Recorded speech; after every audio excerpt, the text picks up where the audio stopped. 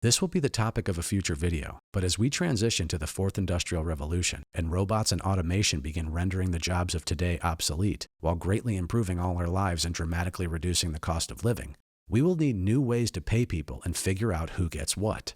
An economy that depends on everyone working today's jobs to make money will simply not function because those jobs will not exist. That is why universal basic income is slowly being introduced. But with that will come rules for receiving it, effectively turning money into a global behavior mechanism. And the number one prioritized behavior will be to decrease net carbon emissions and increase sustainability.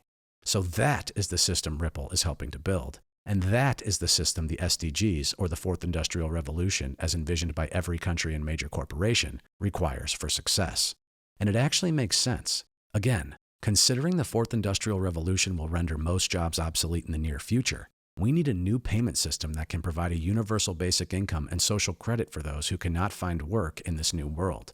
And with that comes the novel ability to create a more sustainable global environment by making our money a reward mechanism for being less carbon intensive, a ripple effect of positive environmental change. And transactions rippling into climate action is one of the main reasons they're called Ripple in the first place, because their system can create ripples of change. And it's also the reason the United Nations, the main creator of the SDGs, constantly uses the phrase ripples of change when referring to the SDGs.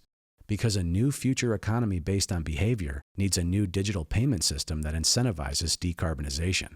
And also remember, words mean things and are carefully chosen by these corporations. And ripple is a very important word to this agenda, seemingly the center of it all.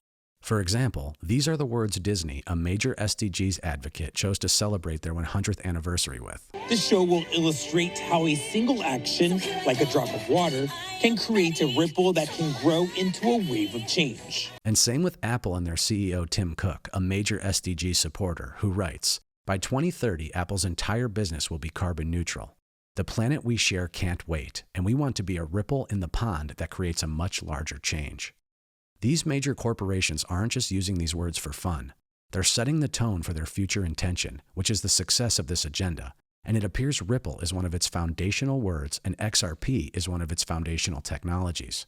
So is it really just a coincidence that Ripple, who's partnered with UN SDGs initiatives, is building the digital payment system of the future with the capability of creating ripples of change that the SDGs agenda depends on?